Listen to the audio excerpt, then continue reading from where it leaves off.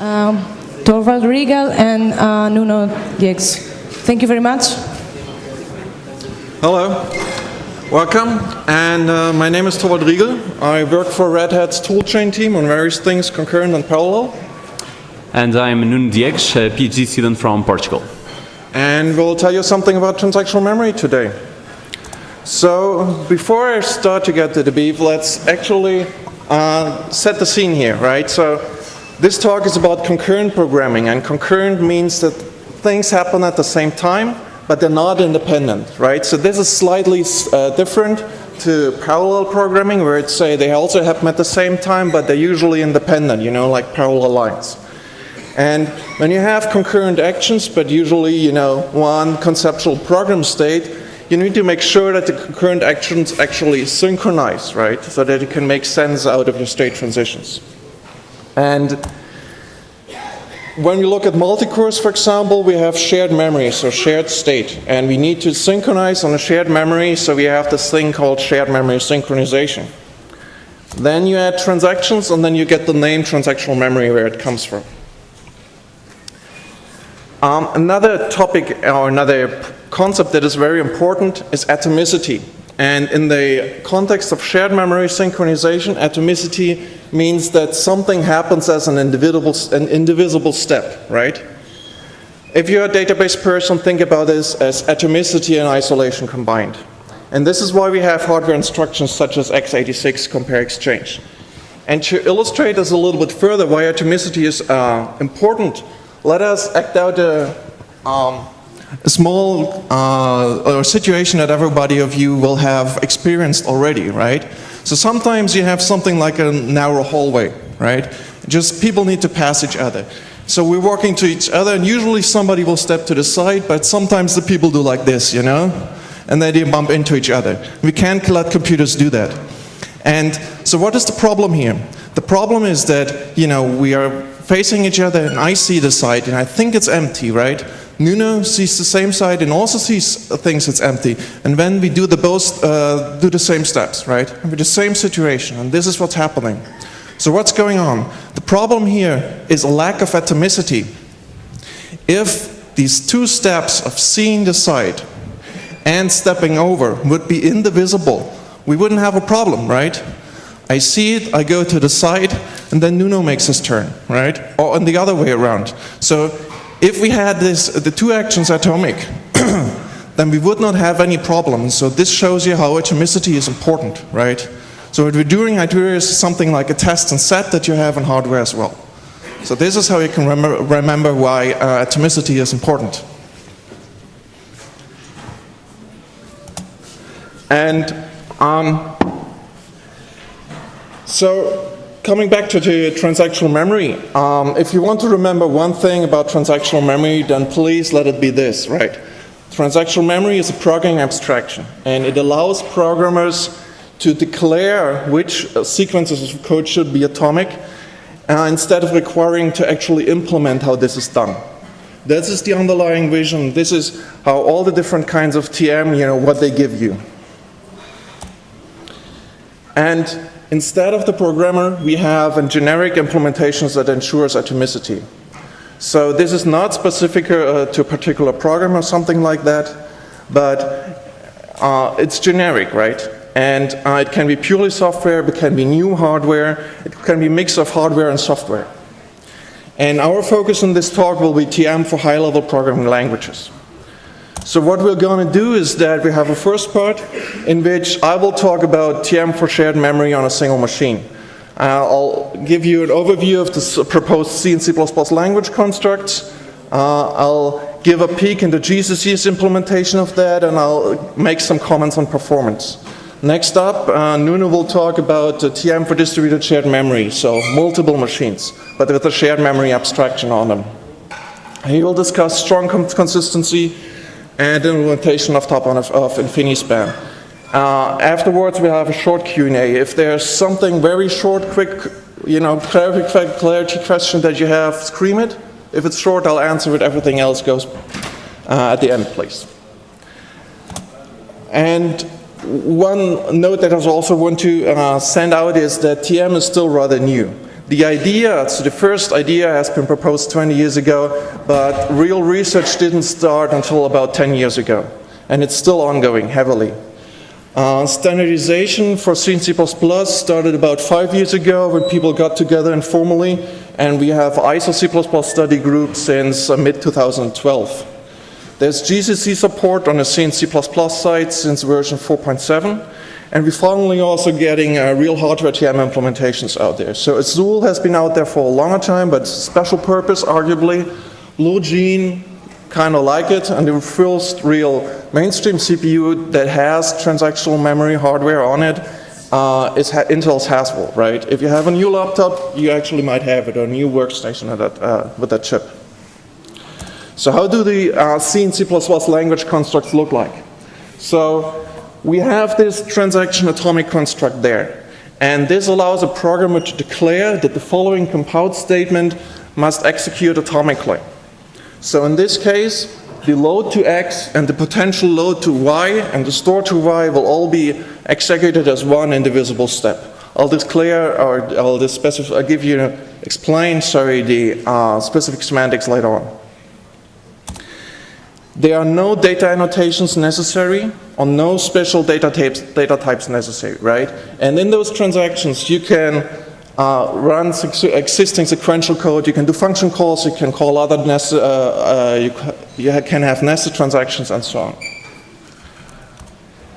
However, the code in transactions must be what we call transaction safe. And unsafe code, for example, is the use of locks or low-level atomics, assembler instructions, volatile memory accesses, or simply functions not known to be safe.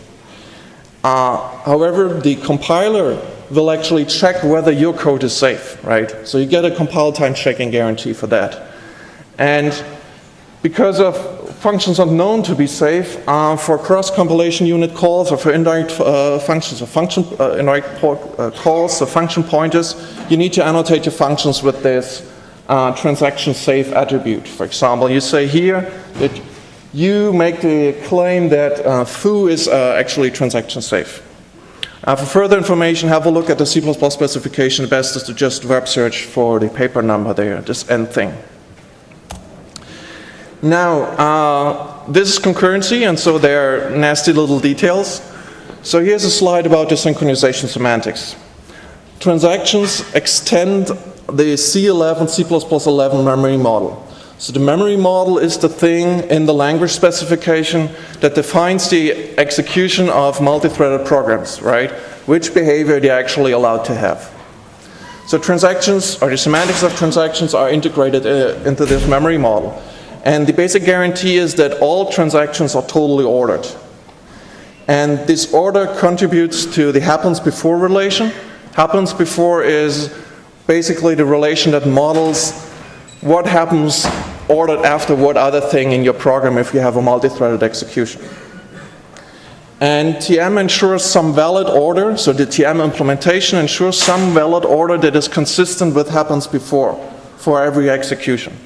In other words, this means that one transaction happens after the other, and it makes sense with respect to the other synchronization going on in the program. So if you have the intuitive meaning, it's actually pretty easy to understand, right? Note, however, this does not imply sequential execution, right? This is a correctness guarantee.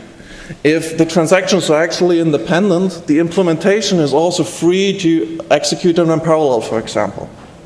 But it allows you to reason about the transactions as if they would be executed strictly one after the other. However, there's a gotcha, and that is that data race freedom is still required. That is the case throughout all C and C++, right? Whether you're using locks, low-level atomics, whatever. And it means that if your program has a data race, you get undefined behavior. So I have a small example there about publishing data, and you have one thread doing initialization of the data, and then it uses some transaction to make the data by setting a flag. And the other thread uses the transaction to use the data if it has been published. This here is correct usage. Doing something like that is not, because if you do the temporary read in front of it, you have a data race in your program. And as a result, you get undefined behavior. But as I said, this is something that you'll have to consider anyway with the C and C++ programs. And the reason why we have that is that this actually allows efficient implementations for the compiler. One of the biggest benefits of transactional memory is that it supports modular programming. And so that means, this is because programmers don't need to manage the association between the shared data and the synchronization metadata. So shared data here is application data, things that you actually need to synchronize on and define your program state, right? And the synchronization metadata is something like logs.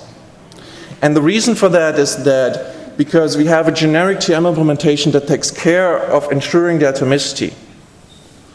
So that's one thing. For example, programmers don't need to have a locking convention or don't need to follow it. The second thing that kind of follows from that is that functions containing only transactional synchronization compose without deadlock. So the nesting order of transactions, for example, does not matter. And however, you cannot expect another thread to make progress in an atomic transaction or concurrent with an atomic transaction. This wouldn't make sense, right? You're requiring the compiler and the environment to make your transaction into one indivisible step. You can't go then, oh, this is one indivisible step, and oh, and by the way, in between, I want this other thread to make another step, right? So this would be conceptually incompatible. And at the bottom, I'm giving you an example for that, right? Comparing transactional memory to lists. So the example is that we want to move one element from one list to another. And I have this very little, neat, small generic function here, where I remove from one list, insert into the other. Synchronizing that or making that thread safe with an atomic transaction is easy. You just put it in an atomic transaction and say move AB in element 23. If you do this with logs, or try to do this with logs, it becomes difficult.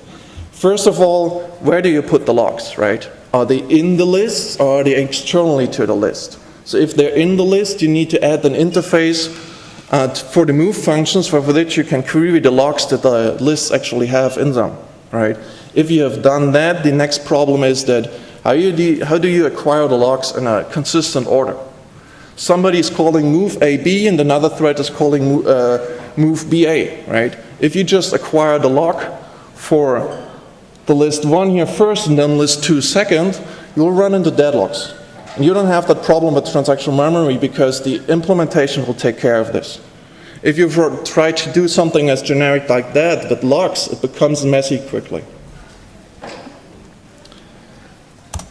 Switching gears a little, so how do we do it actually in the implementation? So here's an overlook of, or a peek into GCC's implementation. And it has two sides to it. One is the compiler side, and the other is the TM runtime library side. And there are 3 steps essentially that we do in the compiler, except parsing and stuff like that. So first, we ensure the atomicity guarantee. We don't ensure that your program is data race free, but if we can assume that your program is data race free, then we can ensure at compile time atomicity for your transactions. And this works because we check all transaction safe code whether it is indeed safe. And transaction safe code is the code that's either implicitly transaction safe, because you call code from a place that should be transaction safe, or whether you have annotated the functions accordingly. Once we have checked all this code, we create an instrument.clone of this code. And so this code is then the transaction safe functions and so on. And what we do essentially is that we take all the memory loads and stores and rewrite them so that they are a call into a TM runtime library that will then perform the memory loads and stores. So we hook into the load and store mechanism essentially. Similarly, we redirect the function calls to the clones, and as a result we have both an instrumented code path, where the loads and stores are intercepted, and an uninstrumented one where things are just like before. And then finally, we generate begin and commit code for each transaction. And one thing that's worth noting is that we allow the runtime library to decide on every transaction start whether uninstrumented or instrumented code should be executed. And the whole point of delegating to a runtime library is really that we get implementation flexibility, right? So we don't need to generate synchronization code in the compile time or at compile time and by the compiler. But we redirect, we have a little bit more overhead in terms of the function calls, but when we have full flexibility at runtime to do something, different and better potentially. So on the runtime library side, and the runtime library is called libitm in case of GCC, this is the thing that then actually enforces the atomicity at runtime. And libitm currently contains different software-only implementations called STM. So these are TM implementations that do not need any special hardware. And the default here is one that does write-through essentially to memory with undo logging and uses a set of internal logs to protect concurrent accesses to the same piece of memory between different transactions. So the library will manage a couple of logs, do the automatic mapping from the memory to the logs, and then run a kind of a little bit involved algorithm to actually make this safe. So this uses the uninstrumented code path. We currently in libitm also make use of hardware TM implementations, so HTM. And one thing that you might not be aware of that is that all the HTM implementations out there, with the exception of a kind of special mode on the PowerPC stuff, is that they're all best effort, in the sense that they do not guarantee you that they can run all transactions. For example, if your transaction, you try to access more memory in a hardware transaction than there's hardware capacity to track your accesses, then it will simply fail and will tell you no, can't do. So you always need to have a fallback for your hardware transactions. And that means that, for example, you need to fall back to locking, you need to fall back to an STM and so on. So the HTM by itself is not really a solve-it-all thing. And libitm currently uses HTM with the global lock as fallback. That's very simple, but it's also a very non-scalable fallback, obviously. The good thing, however, is that it allows us to use the uninstrumented code path for the hardware instructions, transactions, sorry. So that the hardware transactions really don't have any overhead because of instrumentation. We currently don't have any hybrid STM, HTM implemented yet in libitm, but this is something that we'll hopefully have at some point. The idea there is that we have hardware transactions that are very fast, and then we can fall back to something that is actually still scalable.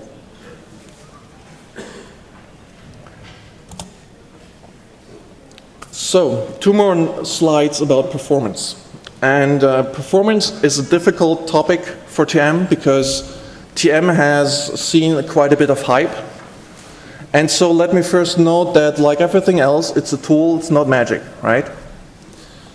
And the performance goal of TM, or the performance goal that every sane person implementing TM would give you, is that it tries to provide a useful balance between ease of use and performance. It does not claim to provide the most useful balance or the only useful balance, right? But it tries to make concurrency simpler for programmers and still deliver decent performance. The goal is always to make it simpler, except by considering some corner cases, and then we see how good we can get. And currently it looks like performance can be decent.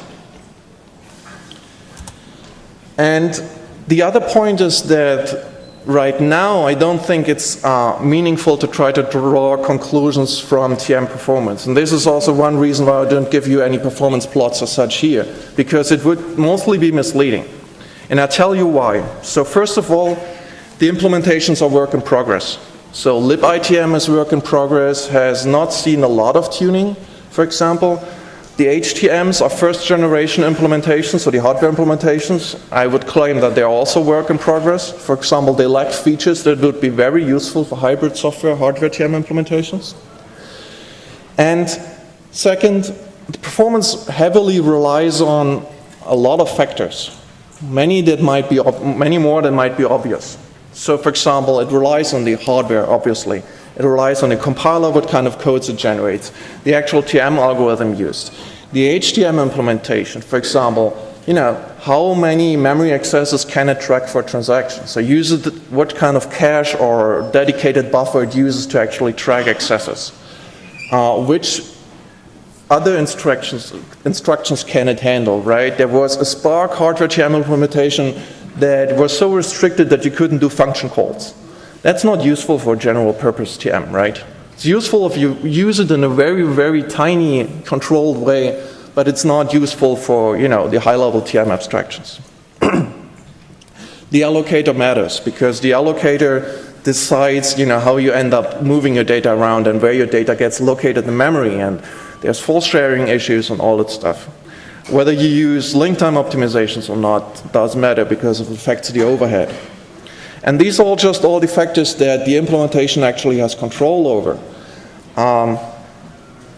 Only the application and the programmer has control over the actual transaction conflict probability.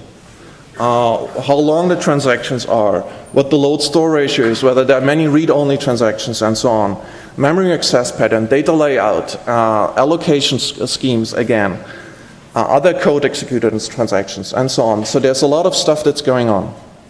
And the third point I want to make is that I mentioned that TM is still fairly new.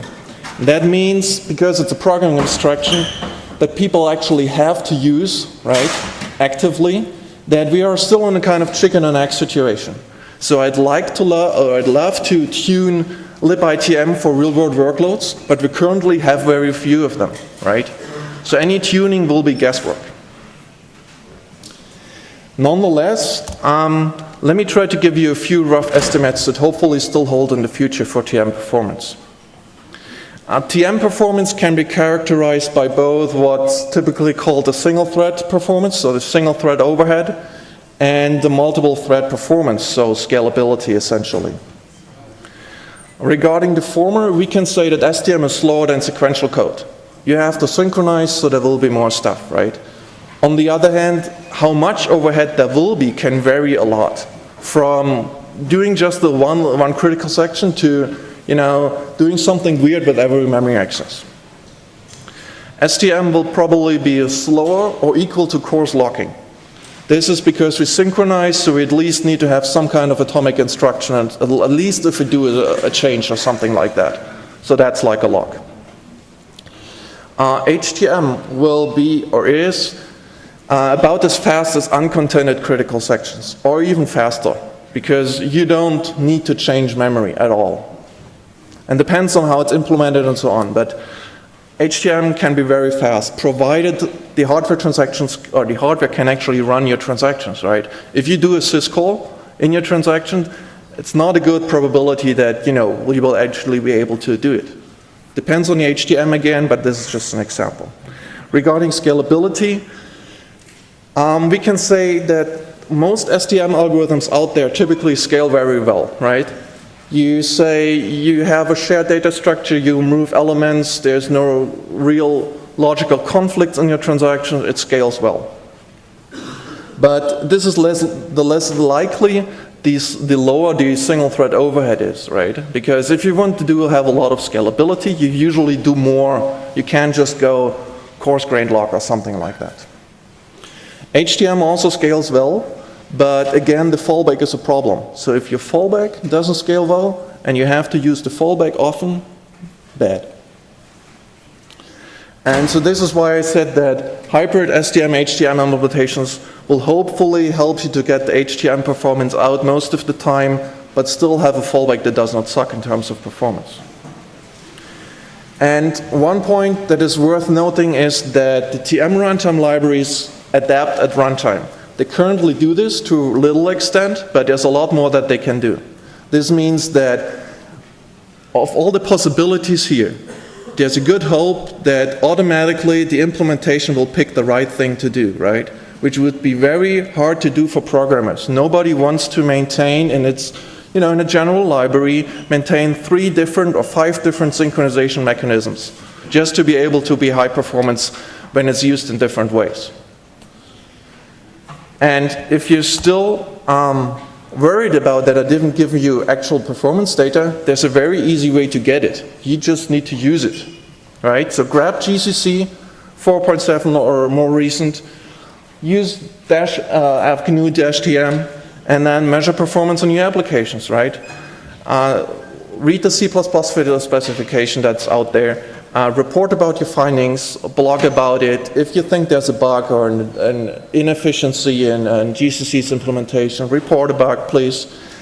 If you have feedback for the constructs as specified, then it might be a good idea to get involved with this ISO C++ TM specification. So this is study group 5.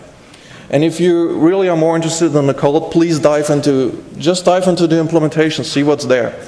The comments in the libITM code are fairly extensive. So even though this is concurrent code, it should be relatively easy to follow. And there are many interesting things to work on. For example, improving the auto-tuning and so on. And with that, I'll let Nuno discuss something completely different. All right. And so, as you can see now, we're going for a different world. But we'll still be addressing the same problem. And until this point, we were looking at a single machine, where we already understood that we need to make sure that these concurrent accesses to data are regulated. But we typically like to build distributed applications. And there we have many of these machines. And the point here is that it would be very interesting if we could explore these independent memories, but look at them as a single shared abstraction. And so what I will show you basically is how to do this. And we will use the same abstraction of transactional memory, but in a different environment. And so the approach that we'll refer to is basically distributed transactional memory. And similarly to what we saw before, is that we are bringing transactions to the top of the software stack. So they are no longer buried down deep in your data store engine, but actually they are up there close to the application. And so this allows for dynamic transactions, meaning you do not have to specify a priori how long they are, which positions they will access, and this will be straight embedded into the application logic, which is also favorable for long-lived transactions. But a bit different from what we saw before from Torvald is that now we have to worry about these three things down below. So namely persistence, because people in distributed applications enjoy this a lot. And the distribution itself, because this raises other concerns in terms of, for instance, the costs of communication. And of course, fault tolerance, because this is the main driver of why you're building a distributed application in most of the cases in first place. And so just to give you a quick list of concepts, imagine you have this set of data up here, and you have your distributed system. What we had until this point from Torvald is that we had a single machine. But now we basically just replicate this data because this is not fault tolerant. And so this is what we call a fully replicated system. However, if you're going to change a bit of your data, you have to communicate this to everyone. And if you're going to scale to a lot of machines, this starts to become highly costly. And so basically what you do is that you only replicate a given data item in a subset of the machines, which is partial replication. And so considering this, let me just try to briefly convince you of why you should use strong consistency in these scenarios. And for that, let's consider what has been quite popular until some years ago and started perhaps 15 years ago, which is eventual consistency. So if you have this client up here which says to the server, I want to change this data item. It's no longer green, it's yellow. And then after a while, it says, I want to read that data item again. And it gets forwarded to a different machine. And actually it sees what was there before and not the most up-to-date thing. And this is a reflex of what we typically say in popular saying, that eventual consistency is no consistency at all, because it's not formally defined. You have to dig into your system and understand what it's providing to you to then realize what you can do of useful with it. And this varies from system to system, and it's terrible for programmers. And so in this case, the problem is that the replication was still ongoing. And so this is a very similar problem to what you might have witnessed on Amazon, for instance, where you say you want to buy something, and after a while it's no longer in your buying list, and then it pops up again. Or even in your Facebook posts, you write something, and after a while it's not there, and other people can see it. And so this has convinced a lot of people, and in most recent years we are now getting a lot of popular systems which actually give you the abstraction of a transaction. But you might still have transactions which are stronger than others. And one example is that you can use snapshot isolation in transactions. But that is still not perfect, and let me present you an idea of why that is the case. So you have here a game where you have two players, and they can never be in two contiguous slots. So what they do is that they look around, they see what's there, and they choose the next move such that they will not collide with the player. And that is what they both do. Then they concurrently move, and they move next to each other, breaking the rules. Basically what happened is that the positions that they wrote did not intersect. And snapshot isolation will only abort a transaction if it writes to something that was written concurrently. And this is what is known as a write skew anomaly. But notice that if they had moved one at a time, as we presented to you earlier, with a notion of sequentiality that comes from the atomicity, this would not have happened. And that's what you get with serializable transactions, is that every execution that is allowed is equivalent to a sequential one. And so that's very easy for programmers to reason about. And basically that's the approach that we try to take, is that we embrace serializable transactions, which might be costly, but for overcoming that, we try to explore several things, such as partial replication that I showed you earlier. And we can build scalable protocols on top of that. And you might have heard of recent proposals, such as Google Spanner, which are trying to move into this direction. And so what we are doing here is not trying to solve the hunger in world. We are aiming for a simple use case, but hopefully the common one. And for that, we try to give a framework which is easy to bootstrap, has fast enough scalability and performance for most use cases, and has a lot of details which are hidden from the programmer. But of course, this will not give you the ultimate performance if you really need to have something critical. And the approach that we take starts from a very key point, which is that you specify the domain of your application in a domain-specific language. And all of this in an object-oriented way. And through this, we will hide from you concurrency control, persistence, and data placement in your distributed system.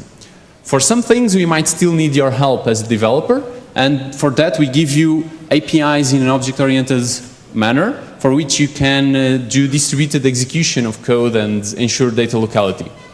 And then we still have some things only for expert programmers if they want to go there.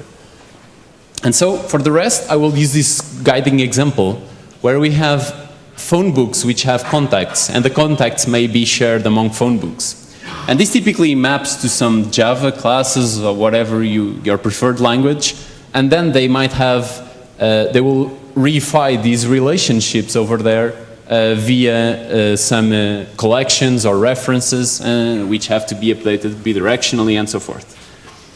And if you consider a typical approach in the industry, which is to use, for instance, Hibernate, you'll basically write some code resembling this. And so you have to put these two collections on the two sides, which you have to manage. Every time you change one side, you have to remember to go on the other one and update it accordingly.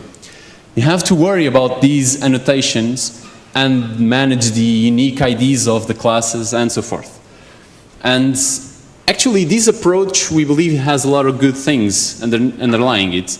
And so we will be quite close to this. That's why I'm showing this example. But we'll try to clear up a bit the view and focus on what's actually interesting. And so the DSL that I talked to you about, we call it domain modeling language. And for the example that I provide to you, basically you only have to specify the classes that you have in your domain. In this case, it's very simple. We have a phone book, a contact, their attributes, and then we say that they are related. And they are related in this many-to-many fashion. Okay, but this is written in separate file, domain file, in a Java-ish syntax, which should be easy for most to understand.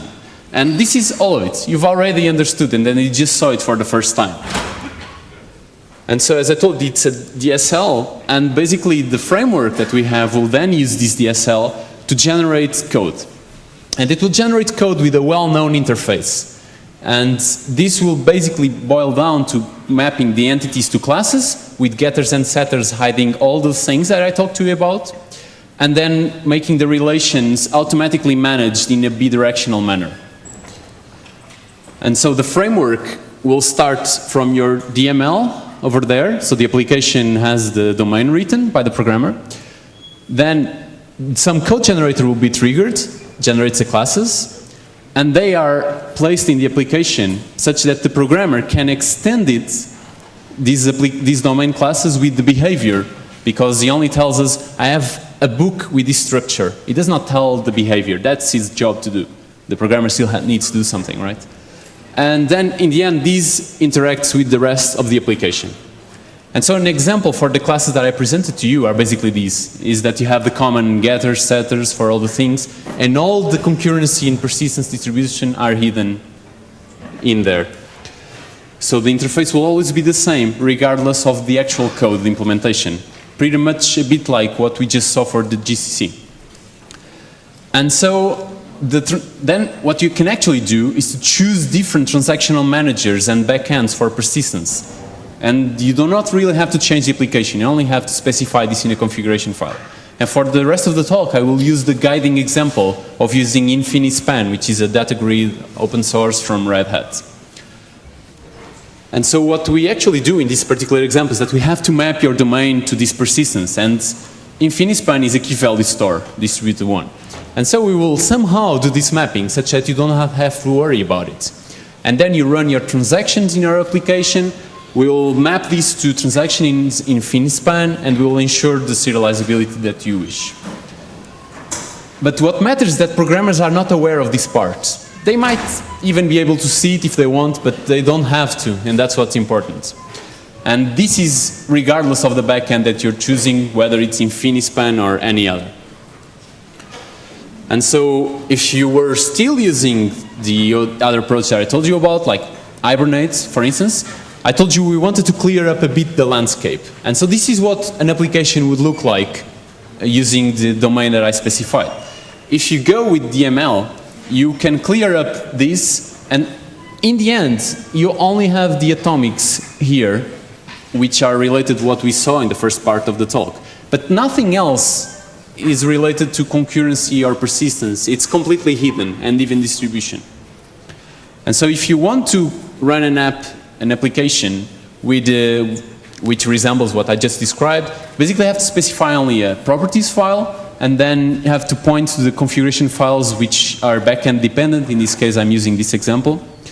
In this example, we need to specify some JGroups file for communication in the distributed system. Just use a pre-built one. We have to configure the InfiniSpan. Well, it's rather easy. We just say we want strongest consistency. If performance sucks, then we might want to delve a bit into that. But most cases, this should be enough and does not bother the programmer with anomalies, and he can write it in a safe way. So what you can see here is basically that we are asking for serializability. We use an optimistic concurrency control mechanism. It's distributed using partial replication and uses a multi-versioned algorithm. And all of this is there for free and independent of the framework. But okay, you can also configure it in other ways. For instance, might want repeatable read because you want to shoot yourself in the foot. But in the end, it's very easy. So you just build your application with a simple Maven command, specifying the code generator.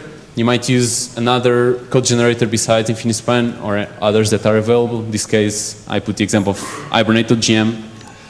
And then you just run it with yet another simple command, and dealing with all the boilerplate of the database distribution and so forth, it's hidden from you. And so for quite a long time, so this is the website of my university, and for I think over 10 years this has been used there. And this is serving around 1,500 people. And what is actually cool about it is that it started there, it was made open source, So they built a load of stuff on top of this framework, which matters to the university itself in terms of issuing diplomas, registering for classes, you know, all that stuff. And actually this was made, it started to become used in other places as well. And so it's running in many universities in the end. And actually one cool thing about it is that at some point they created this map of the object domains, and basically what you're seeing is the instances of the domain model of the university, colored by the part of the university they belong to, whether it's students, professors, and so on. And this system, which is about over 1 million lines of codes, if I'm correct, with bazillions of functionalities for universities, it's running in several places now, and that's the cool part about it. And it's using the approach that I just described to you, basically. And so there are plenty of advanced features that I could talk about, but I'll just briefly go over a couple of them. And in this case, I'll just talk about index relations, which is if you have this design that I told you about, and you now want to disable a contact from your phone book given an email, you have to write code somewhat like this, which basically you need to go over all your contacts, and then you say, okay, this is the contact I want to disable. But this is crappy if you have a load of contacts. And so what happens here is that you can simply say, oh, I want to index my contacts by a given attribute. And then we'll give you a very efficient index that will solve the problem, and you can just say, okay, I'll get my contact, and this should be efficient, independent of the backend. So of course you get these features there. I was just trying to simplify it in the beginning. Another cool thing is about data location. So we don't let the programmer know where things are. And this is important because you might drop servers at runtime, bring new ones to have provisioning. So we cannot let the programmer know exactly where things are. But he can try to play a bit with it. And here, what he can say is that he wants to point out that this contact should be placed using these attributes. What this allows him to do is that if he wants to run some code, he can create a task to run in a distributed system, which will use this contact, and then will use the locality of the contact to be placed. And what this means is that this code, this distributed task, will run in a machine where the contact is guaranteed to exist. And so this allows you to have co-location of data and code, which is important in distributed systems to avoid issuing remote operations to other servers. Another cool thing is that you can co-locate data, and that's simply using the same technique, where you can place these two contacts in the same machine by using the hints. Of course, ultimately, the framework has the choice of not doing that, because you might just put everything in the same machine, and that defines the scalability of your service. And so in summary, we know that distributed applications are hard to develop. And in particular, if the programmers are exposed to a lot of low-level mechanisms that they have to tune and configure. And so our take here is that the APIs should hide the complexity every time it's possible, but still allow expressiveness whenever it's needed by the programmer. And so that's exactly what we try to do here. Some references. So this was done in the scope of an European project. The framework I described to you is open source here, with the corresponding documentation, and the university stuff that I told you about, over 1 million lines of code used in several universities, is there with a lot of documentation and nice manuals. And so if you want to get involved in this, there is a research network called EuroTM, sponsored by European Union. And it's basically bringing industry and academia together. It has lots of countries belonging to it. And you can participate in, namely, workshops, which are coming soon in April in Amsterdam. The EuroTM can fund your participation in these workshops. Also, training school, which will take place in La Plagne in France also soon, where we'll have speakers from Intel, Red Hat, and even Oracle as well, even other industry members. And you can also collaborate with other institutions, and just check the website for more info on this. And that's it. Thank you very much.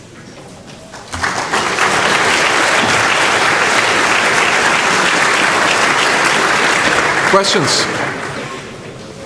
If you've got any questions, just raise your hand so we can run up to you and give you the microphone.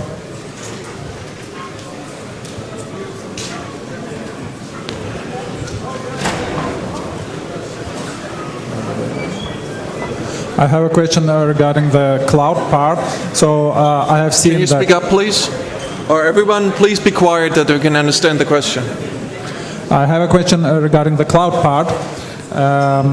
We have seen that why consistency is needed.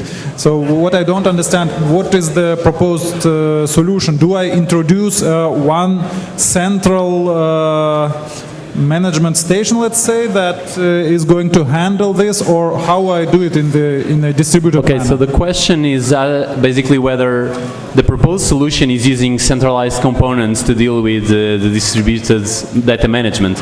And the answer is no, but that might depend on the backend that you choose. So we have backends which manage data in a completely decentralized way, which is favorable for scalability. And we have used this with over 100 machines. But if you choose a backend, which, for instance, we have support for MySQL, and you can run it with a centralized database, and in that case, you're asking for it, and you get it, centralized components. So it's orthogonal and independent. Any other questions? Over there, same place.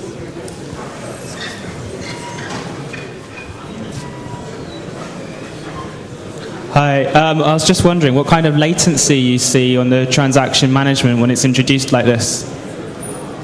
Okay, so once again, that might depend on the backend that you're using. So the question was what kind of latencies we notice with this service, right? Yeah, do you know what kind of factors are involved? Like whether it's... Sure. So one of the main problems is the data placement. So by providing the programmer with this simple abstraction of a domain language where they can specify the domain, and not asking the programmer to place the data, you might have a transaction which is spanning a lot of different machines, kind of if you have a MySQL sharded, and now you're talking with a lot of shards. But hopefully this can be fixed, and actually there is an internal part to the framework which notices and tracks accesses and moves data to be collocated to make sure that if you access X and Y together a lot of the time, then X and Y will be together.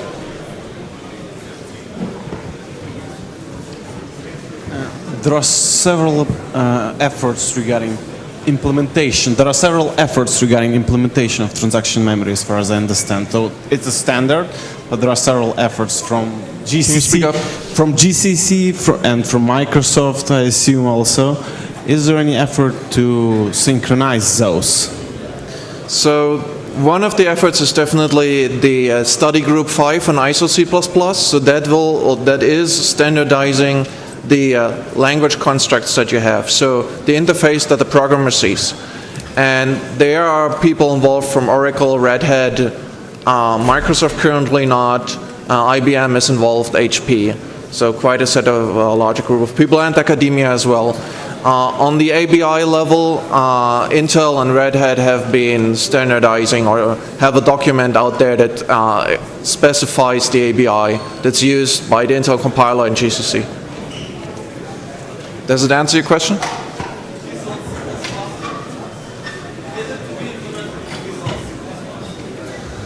You mean the language front end or? Transactional memory part. Is it the STM is implemented in C++, yes. Visual C++ compiler. Is it to be implemented in Visual C++ compiler? Oh, Visual C++, no, I don't know about the Microsoft, sorry. Okay, one last question. So in case of distributed backend, could you give an example? How is it solved, this problem that you demonstrated with the eventual consistency? Okay, so the main problem is that there is this very known problem in distributed systems called consensus, which is that you have different machines that need to arrive to the same conclusion. So when you have distributed transactions, you basically have to solve consensus. And basically what happens is that if you want serializability, you will always have to solve consensus, and if your set of machines is large, you'll be paying a high cost every time. So the main trick there is to make sure that every transaction only touches little number of machines, and that's why splitting up the data in a smart way it paves a long way to make this efficient. So if I had to say the main key point that makes this possible is what I presented earlier as partial replication. So dividing and making sure that you only replicate your data in a subset of the machines and that you do it in a smart way, such that you are resolving consensus between a small number of machines. Let's thank our speakers again.